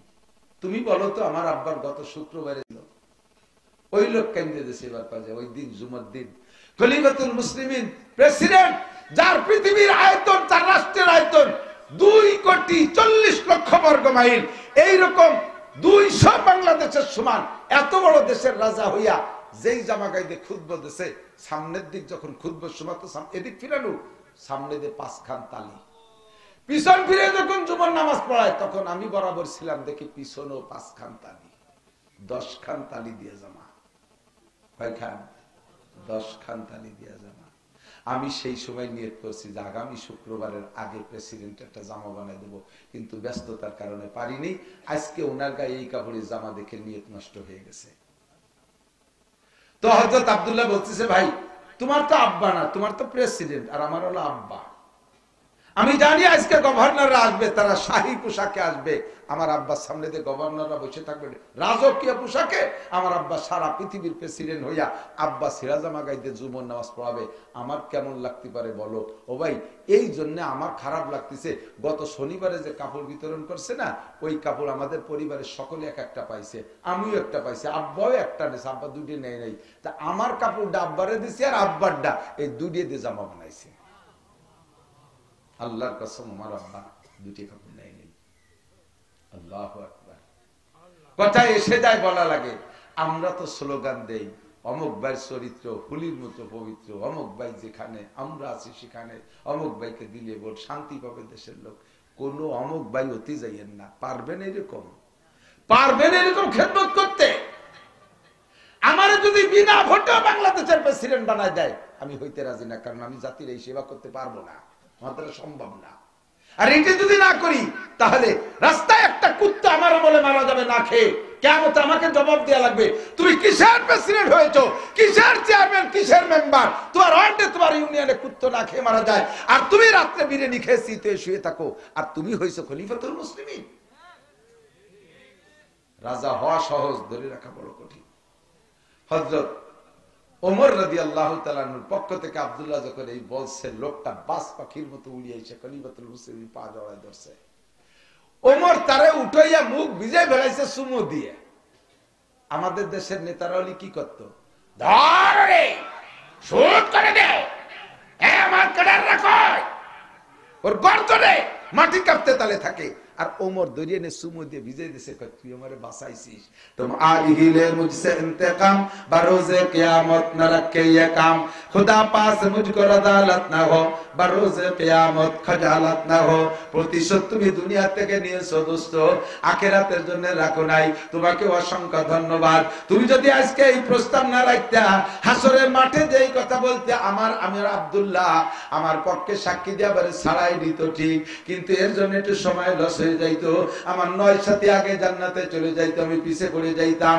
কথা এসে গেল বললে বলে যাই ভাইরে, যার সাথে যা লেনদেন আছে দুনিয়া থেকে সাফ করে যাবেন, নইলে এর কারণে কিয়ামতে মহা বিপদে পড়বেন। 100 পয়সায় 1 টাকা, প্রত্যেক 2 পয়সার বিনিময়ে 700 রিকাত করে নফল নামাজ কেটে নেবে। নফল নামাজ না থাকলে নফল রোজা কেটে নেবে। নফল রোজা কুলাই না থাকলে এবার ফরজ ইবাদত ধরা শুরু হয়ে যাবে। আপনার ইবাদত কেটে নিয়ে দিনা পরিশোধ করতে হবে। এসে গেল বললাম 3টে ছিড়া জামা পরার অভ্যাস হলো হযরত ওমরের। ফাকামা উসমান, এই 3টে টুকু হয়ে যায়, তারপরে হযরত দিকে যাচ্ছি। ফাকামা উসমান, এরপরে উসমান দাঁড়াইলেন। উসমান দাঁড়াইয়া ওমরের ব্যাপারে সত্যায়িত করলেন, সাদাকতা ইয়া ওমর, ওমর আপনি ঠিকই বলেছেন, আপনার মধ্যে এই 3টে গুণ আছে। ওয়া হুব্বিবা ইলাইয়া মিনাদ দুনিয়া সালাস, আমারও দুনিয়ায় 3টে জিনিস ভালো লাগে। 3-এর মিল করতেছে, আমারও দুনিয়ায় 3টে জিনিস ভালো লাগে। ভুলে গেছেন এই পিছনে কয়টা? মনে আছে তো? হযরত উসমান কে আমার 3টে জিনিস ভালো লাগে। বলো তোমার কি জিনিস? হুজুরের সামনে হযরত উসমান বলতেছেন, ইতআমুল জিয়ান, 1 নম্বরে ইতআমুল জিয়ান, ক্ষুধার্তকে খানা খাওয়াইতে ভালো লাগে। ক্ষুধার্ত মানুষ দেখলে আমি না খাওয়াই, আমি খাইতে পারি না। ইতআমুল জিয়ান। 2 নম্বরে কিসওয়াতুল উরিয়ান, যাদের বস্ত্র নাই তাদেরকে একটু পোশাক আশাক দিতে ভালো লাগে। রমজান মাস আসছে, ঈদ সামনে করে আপনাদের যাদের তৌফিক আছে আপনারা পোশাক দেবেন, তবে পোশাকটা পোশাকের মতো পোশাক দেবেন। যাকাতের লুঙ্গি দেবেন না। পরার লুঙ্গি এক আর যাকাতের লুঙ্গি আলাদা। পরার লুঙ্গি তো কিনে ভরে, আর যাকাতের লুঙ্গি 1 2 3 বার দোয়ার পরে মার ভাঙ্গে গেলি ও কি আর ভরা যায়? ফুটিয়ে ঠ্যাং ফাঁক করে দাঁড়াবেন, এ ভাষায় তাকালে ও ভাষায় পিএজের বই দেয়া যায়, ঠিক কিনা? শাড়ি দেয়, কাপড় দেয়, মহিলারা কাজাতি কাজাতি, ওরে শয়তানটা দিছে, যার কাপড় দিছে যে মশারিও হবে না। আর না যায় বাজারে বেচা, না যায় পরা। আর এই শীতে কম্বল তো মাঝে মাঝে কই, শীতকালে 80 টাকা দামের কম্বল দিচ্ছে, তা জানে দিচ্ছে সে গায়ে না দিয়ে পাপোশ বানাচ্ছে, ছাগল ডাকতেছে, কাকা আমারে জ্যাকেট বানাই দেন। ছাগলের গায়ের উপর দিয়ে তল দিয়ে গিরে দিয়ে জ্যাকেট বানাচ্ছে। ও 2 মুখ দেওয়ার পরে সে ছাতা গেছে ভিজিয়ে, তরতরে কাঁপতেছে, কাকি তাড়াতাড়ি খুলে নেন, না করোনা হতে পারে। সে কম্বল খুলিয়ে নিয়ে ধুইয়ে তাই দিয়ে আড়ি বাতিল ধরা পাইটিও বানাইছে। এই দিয়ে তুমি বেচতে কামাই করবা? কম্বল দিলি দিবা 1 নম্বর কম্বল, যে কম্বল তুমি নিজে পরো, ব্যবহার করো। 5000 টাকা দামের একটা কম্বল যদি একজন গরিবরে দেয়, 30 বছরের মধ্যে ওরে আর কম্বল দিয়া লাগবে না। কথা কন? যে এতটা আর কম্বল তাহলে কয়টা দেবো? তোমার তোর 5000 দিতে কইনি, তুমি 5000 কম্বলের টাকা দিয়ে 50 খান দাও। এই 50 জনটা আর দিয়া লাগবে, সামনে বার আর 50 জনটা দিও। তোমার গ্রাম করে দিতে কইছে, ভোট কালেকশন হতেছে, তাই না? এটা ভোট কম্বল। এই কম্বলের নাম কি কম্বল? ভোট কম্বল, ভোট লুঙ্গি, ভোট শাড়ি। কিসওয়াতুল উরিয়ান, বস্ত্রহীনকে বস্ত্র দেয়। এদিক টাকা দিলি দেবেন ভালোতা। একবার হযরত আয়েশা রাদিয়াল্লাহু তাআলা নতুন একটা কাপড় বানাইছে। আয়েশা শেষ মতো অ্যাভেলেবেল অনেক না, নতুন একটা কাপড় বানাইছে আয়েশা, খুব ভালো দেখে। বানানোর পরে ওই যে ঘরে রয়েছে, এখনো পরে নাই। এর মধ্যে এক ফকিরনি মহিলা এসে বলছে, আম্মা উম্মুল মুমিনিন আয়েশা, আপনার ঘরে কি কোনো কাপড় আছে? আমার তো নামাজ কালাম পড়ার মতো ভালো কাপড় নেই, আমার একটা সেট দেওয়া যায়। তো হযরত আয়েশা ঘরে কয়, দিচ্ছি দাঁড়াও, তুমি যেও না, নবীর স্ত্রী, সে তোর খালি হাতে ভিড়ে দিতে পারে না। ঘরে যাইয়া নতুন কাপড়টা পরিয়া পরনে যে ময়লাটা ছিল সে একটু নরম নরমাল, এইটা ফকির রেখেছে। তাতেই ফকির খুশিতে, নবীর স্ত্রীর জামা, কি মনে করেন? ঠিক না? সে খুশিতে বাগবাগ। এই দেখে বেলাইছে বিশ্ব নবী মুহাম্মদুর রাসূলুল্লাহ। হুজুর দেখে বলছে, আয়েশা মা সানাতে, তুমি কি করলে আয়েশা? আয়েশা মনে করছে যে আমার কাপড় তো পর্যাপ্ত না, তার মধ্যে এই কাপড় দিয়ে দিছি, এই জন্য মনে হুজুর রাগ করতেছে নাকি। আয়েশা বলতে, হুজুর আল্লাহর কসম আমি নতুনটা দেইনি তো হুজুর, আমি পুরনটা দিছি। হুজুর কারণ কইছি তো সেই জন্যই। আয়েশা তুমি বলো লান তানালুল বিররা হাত্তা তুনফিকু মিম্মা তুহিব্বুন, হরজদারি সরফ কুন্দর রাহেয়ু লান তানালুল বিররা হাত্তা তুনফিকু। ও আয়েশা তুমি কি কোরআনে পড়ো নাই যে জিনিস নিজে পছন্দ করো ওই জিনিস দান না করলে নাকি পাইবা না। তুমি পুরন কাপড়টা নতুন কাপড়টা দুইটার মধ্যে কোনটা বেশি ভালোবাসো? আয়েশা কয় নতুনটা ভালোবাসি বিদায় তো পরে পুরনটা খুলে দিছি। ও আয়েশা আল্লাহ বললেন নতুনটা না দিয়া পর্যন্ত নেকি পাবা না। মহিলা তো কাপড় নিয়ে চলে যাচ্ছে, ডাক দিয়ে বলে আপা ফিরে আসেন। মহিলার কাছ থেকে পুরন কাপড়টা নিয়া ঘরে যাইয়া ওই পুরনটা পয়রা নতুন কাপড়টা ফকিরনিরে দিয়ে দিছে। আমার মা বোনটা সাবধান, যদি কেউ রে কোনো সময় দিতে হয় রিজেক্ট ব্লাউজটা দেবেন না, বাতিল শাড়িটা কেউ রে দেবেন না, পুরন নরমাল কাপড়টা দেবেন না। দিতে যদি চান তাহলে একটা ভালো কাপড় কার একজন মহিলাকে দিয়েন। দুনিয়ায় যদি একজন গরিবরে কাপড় পরান, হাসরের মাঠে তো সব মানুষ কুলাঙ্গা হয়ে উঠতে হবে। দুনিয়ায় যারা মানুষকে বস্ত্রহীনকে বস্ত্র দিয়েছে, আল্লাহ পাক এই জাতীয় মানুষগুলোকে হাসরের মাঠে প্রথম কাতারে কাপড় পরাইবে। 3 নম্বর হযরত উসমানের গুণ মনে আছে? 1 নম্বরে ইতামুল জিয়ান ক্ষুধার্তকে খানা খাওয়ানো, 2 নম্বরে বস্ত্রহীনকে বস্ত্র দেওয়া উসমানের গুণ, 3 নম্বরে তেলাওয়াতুল কোরআন, কোরআন শরীফ পড়তে আমার ভালো লাগে। এত নিশা ছিল। আমরা যে কোরআন শরীফ পড়ি না যেটা, এই কোরআন শরীফ কিন্তু এইভাবে আল্লাহর রাসূল এইভাবে রেখে যান নাই। হুজুর এক এক সাহাবার কাছে, হুজুর নিজে তো হাফেজ ছিলেন, সাহাবা কেউ 10 পারার, কেউ 5 পারার, কেউ 20 পারার, কেউ 30 পারার, কিন্তু এইভাবে পারা হিসেবেও বন্টন ছিল না, এইভাবে সিরিয়ালও দেওয়া ছিল না, বিভিন্ন ভাবে এলোমেলো ভাবে পড়তো। কিন্তু হযরত উসমান রাদিয়াল্লাহু তাআলা আনহু আয়েশা সমস্ত বড় বড় জলিলুল কদর মুহাদ্দিস মুফাসসির সাহাবাদের মাধ্যমে গুছাইয়া বইসা এক জায়গায় বসে এই তরতিবে সিরিয়াল তৈরি করছেন। উনি কোরআনের বেশি আশিক ছিলেন, আর সাহাবারা ছিলেন না তা না, উনি তিলাওয়াত বেশি করতেন। তিলাওয়াতরত অবস্থায় আল্লাহর বান্দা শহীদ হয়ে গেছে। 3টে গুণ আমার ভালো লাগে। ফাকামা আলী, এবার আলী দাঁড়াইলে যে আলীর কথা কতি যে পিছনে কত থাকুই আল্লাহ, সে আলী রাদিয়াল্লাহু তাআলা বলেন ওয়া হুব্বিবা ইলাইয়া মিনাদ দুনিয়া সালাস, আমারও দুনিয়ায় 3টে জিনিস ভালো লাগে। আলী কয় আমার 3টে ভালো লাগে। কি কি ভালো লাগে? 1 নম্বরে ইকরামুজ যায়ীফ, মেহমান যেমন তাকে সেভাবে ইহতেরাম সম্মান করতে ভালো লাগে, যেমন মেহমান তার চাহিদা অনুযায়ী তাকে ইকরাম করতে আমার ভালো লাগে, ইকরামুজ যায়ীফ। 2 নম্বরে আযযারবু বিসাইফ, ময়দানে যাইয়া কাফেররে কুপায় কুপায় মারতি কি যে মজা লাগে তার কোয়ার মতো না। কোপ দেয় কাফের লাভায় আর মরে, আমার বুক ভরে যায় খুশিতে। এই আপনারা যারা জুপি দিয়ে আরো কি কয় নাকি ফুলকুচি শৈল মাছ কোপায় না, একটা শৈল মাছ জিম ধরে বেশি রয়েছে, আর আপনি দূরিতে তারে আর নাক মুখ জড়ায় মারিয়ে দিয়েছেন, ফাঁসড়ে কোপ মারিয়ে দিয়েছেন, এদার ওদার বেদ হয়ে গেছে। শৈল মাছটা খুশি দিয়ে খিলখিলে আসে না, ওর জান যায় এরকম করতে দেয়, কিন্তু কোপ দিয়ে যে লাগাতে পারছে তার কিরম ঠেক, ও খুশিতে হাতে দাঁড়িয়ে লাগাইয়া, ঠিক না? তো জালিয়াতে মাছ কুবাইয়া কুবানুওয়ালা মাছে কোপ দিয়ে যেমন খুশি হয়, হযরত আলী বলেন যুদ্ধের ময়দানে যে কাফের রে কোপ দিয়ে কাটলে আমার ওইরকম খুশিটা। 3 নম্বরে আস-সাওমু ফিস সাইফ, এই কথাটা কতি যাইয়ে বক্তাকে স্বভাব কথায় দিক সেদিক বেরিয়ে গেছে। তা যা বলছি আর বাড়ি একটা খারাপ কিছু কইনি। 3 নম্বর কয় কি? আস-সাওমু ফিস সাইফ, গরমকালে রোজা রাখতে ভালো লাগে। কোন কালে? গরমকালে। হুজুর কয় আলী গরমকালে রোজা তো সবাই কষ্ট হয়, সবাই কষ্ট হয়, তুমি গরমকালে রোজা চাও কে? কয়েক হুজুর সেদিন কইলেন না লিসামে ফারহাতান, রোজাদারের 2টা খুশি, একটা হলো আল্লাহর সাথে সাক্ষাৎ হবে, আল্লাহ খানা খাওয়াবে, আর একটা হলো ইফতারির সময়। তো ইফতারির সময় খুশি তো ওই দিন হয় যেদিন রোজায় কষ্ট বেশি হয়, ঠিক না? এই শীতকালে রোজা 10 ঘন্টা কিভাবে কাটিয়ে চাইলে ভাষা কিছু হয় না, সেই ইফতারি খাতেই চায় না, ইফতারি নিয়ে বসে অতটা আগ্রহ না।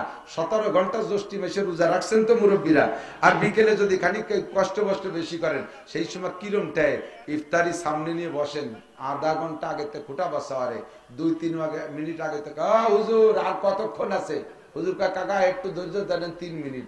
তোর 3 মিনিট ওটা যায় না, সে আসরের পরে করছিস 3 মিনিট, আসরের পরে বলে 3 মিনিট তোর গড়ি চলো, আমি মারিয়ে দিলাম, কিন্তু আর থাকতে পারতেছি না। তারপরেও খায় না, তারপরেও ধরিয়ে খেজুরটা নাকের দ্বারে নেয়, সুলাবাজিটা নাকের দ্বারে নেয়। আল্লাহ কয় কামড় দিয়ে বসলো। ফেরেশতারা কয় আল্লাহ জম্মের কেটি খাবে না রে, খাই নিজে কেন, কি জন্য খাই না? আল্লাহর ভয়তে খাই না। কার ভয়তে?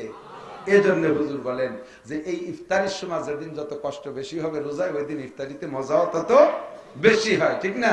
দুনিয়ায় সবচেয়ে ভালো তরকারির নাম কি? কি দিয়া? সবচেয়ে ভালো তরকারির নাম কি? এক একজনের একটা।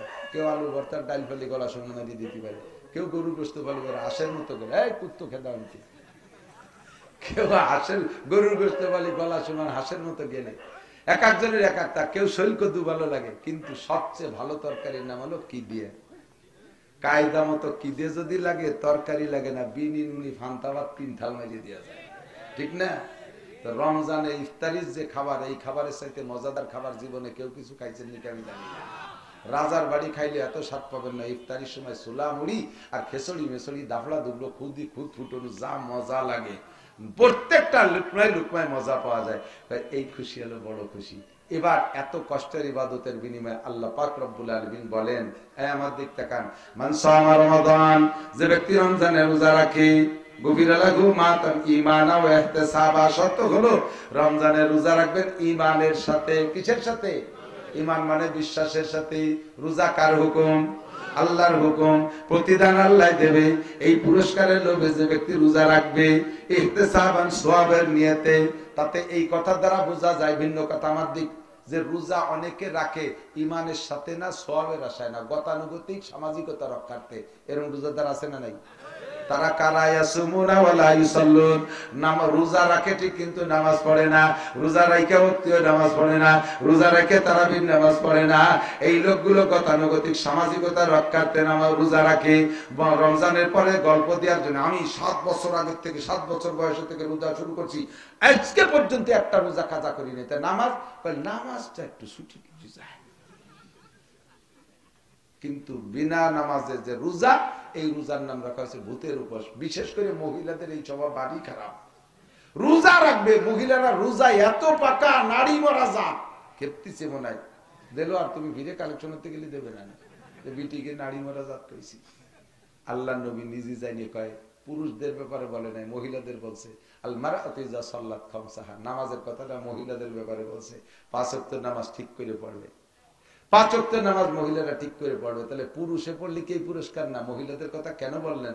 হুজুর কয় মহিলারা নামাজে ঢিলে রোজায় পাকা, নামাজে ঢিলে রোজায় পাকা। ইচ্ছাকৃত ভাবে এ ওক্তরে ও ওক্ত, ও ওক্তরে সে ওক্ত, আর ওক্ত না শেষাইয়ে পড়বে না। আসর পড়বে বেলা ডোবে ডোবে, বাপ সেই চুমা। জোহর করতে গোসলি করতে যায় 4টির চুমা, দেখছেন না? দিন ভর কত কাজ করে, অথচ নামাজের সময় আসলে হাত পায়ে বল নাই, যাই যায় নামাজে বসিয়ে বসে নামাজ পড়ার গুরু বিটিরা। পুরুষরা অত বসে নামাজ পড়ে না, মহিলারা বসে নামাজ। আমার মা বোনরা ভালো করে মনে রাখবেন, সুস্থ শরীরে যদি আপনার হাঁটার ক্ষমতা থাকে, রুকু দেওয়ার ক্ষমতা থাকে, সংসারের কাজ করার ক্ষমতা থাকে, এমত অবস্থায় যদি আপনি সুস্থ অবস্থায় বসে ফরজ নামাজ আদায় করেন, খোদার কসম আপনার ফরজ নামাজ আদায় হবে না। নামাজের ফরজ 13টা, নামাজের ফরজ 13টা, তার ভিতরে একটা হলো ফরজ নামাজ দাঁড়িয়ে পড়া। ফরজ নামাজ দাঁড়িয়ে পড়া ফরজ, এই ফরজটা আপনি ছেড়ে দিয়েছেন। মহিলারা নামাজে ঢিলে রোজায় পাকা। এজন্য হুজুর বলেন আল মারআতু ইযা সাল্লাত খামসাহা, মা বোন তোমাদের ভেস্তে যা সহজ, পুরুষের ভেস্তে যা বহুত কঠিন। কারণ পুরুষরা ইনকামের হিসাব দিতে যে ধরা পড়ে যাবে লক্ষ লক্ষ পুরুষরা, মহিলাদের তো ইনকামের চিন্তা কম। 95% মহিলারা নিজেরা ইনকাম করে না, স্বামীর সংসারে গুছায় গাছায় রাখে। 5% মহিলারা এদিক সেদিক চাকরি বাকরি করে। এই জন্য মহিলাদের ভেস্তে যা সহজ। 1 নম্বরে 5 ওয়াক্ত নামাজ যদি ঠিক করে পড়েন, ও সামাত শাহরাহা, রমজান মাসের রোজাটা ঠিক করে রাখেন, ওয়া তাআত বালাহা, স্বামীকে সন্তুষ্ট রাখতে পারেন। স্বামীর বৈধ কাজে সন্তুষ্ট, অবৈধ কাজে সন্তুষ্ট না। স্বামী জাগ ধরে তাগড়া তাগড়া দোস্ত নিয়েছে 10-12 জন, বউরে কলেজে তুমি গায়ে মাথায় কাপড় দিতে পারবা না, ঈদের দিন আমার বন্ধুকে তুমি খানা পরিবেশন করো টেবিলে।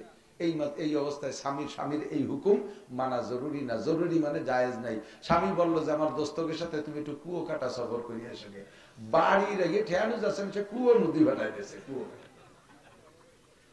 দোস্তকের সাথে যাও, আমার স্কুলের ফ্রেন্ডকে সাথে তুমি একটু করম যাও, সুন্দর বনের মধ্যে যাও, লোকালয় রেখে ঠেয়াতে পারতেছে না, তার বনের মধ্যে ভাটাই দিয়েছে। এই হুকুম মানা জায়েজ নাই। কথা বল। স্ত্রীকে যদি স্বামী বলে তুমি আমার কাগজপত্র দিয়ে ব্যারাকের থেকে টাকা উঠাই দাও, গ্রামীণ ব্যাংকের থেকে সুদে টাকা উঠাইয়া দাও, এই হুকুম মানা যাবে না। লা তাআতা লি মাখলুকিন ফি মাসিয়াতিল খালিক। নবী পাক বলেন আল্লাহর নাফরমানি করে কোন মানুষের আনুগত্য স্বীকার করা যাবে না।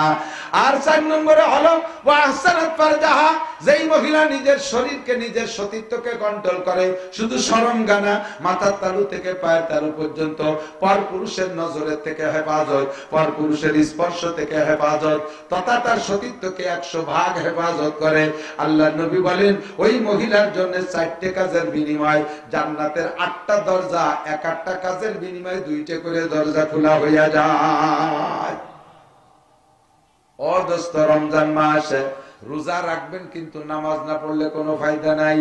হুজুর বলেন কাম মিন সাইমিন লাইসা লাহু মিন সিয়ামি ইল্লা জামা, হাজার হাজার রোজাদার, তাদের রোজায় শুধু ক্ষুধা আর পিপাসার কষ্ট ছাড়া কোনো লাভ নাই। সাহাবায়ে কেরাম বলেন মানহুম ইয়া রাসূলুল্লাহ, হুজুর এই মানুষগুলো কারা? হুজুর বলেন ইয়াসুমুনা ওয়া লা ইউসাল্লুন, নামাজ রোজা রাখবে কিন্তু নামাজ পড়ে না, রোজা রাখে নামাজ পড়ে না, এদের রোজায় কোনো ফায়দা নাই। ইয়াসুমুনা ওয়া লা ইয়াস্তানিবুনাল হালাল আনিল হারাম, হালাল হারাম বাছাই করে খায় না, সুদের টাকার সেহরি, ঘুষির টাকার ইফতারি। সুবহানাল্লাহ। এরকম পার্টি আছে না নাই? আছে না? সুদের টাকা সেহরি, ঘুষের টাকার ইফতারি। আপনার একটা রোজাও আসমানে যাইতেছে না। সাবধান, রোজা রাখবেন কষ্ট করে, একটু হালাল খাওয়ার চেষ্টা করবেন।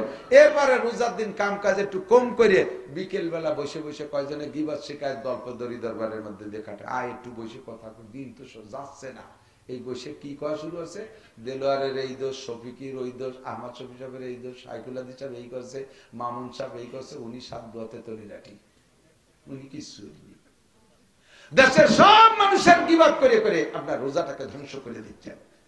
মামুনরা রোজা রাইখা ঈদ বাজার করতে ফরিদপুর চলে যাবে, যাইয়ে বাজারের ভিতরে ঠেলা ধাক্কা খাইয়ে খাইয়া সারাদিন ঘুরে মার্কেট করে চলে, ঈদ পয়লা রোজার থেকে ঈদ বাজার করা শুরু। কি কোটিপতির বউ, আর কত টাকা বাড়ি ভরিয়ে গেছে, প্রত্যেক দিন 1 গুল্লি বাজারে যেতে হবে, সারা মাস ভরে ঘুরিয়ে ঈদের আগের দিন কেনে, এই 29 দিন খালি খালি করছে।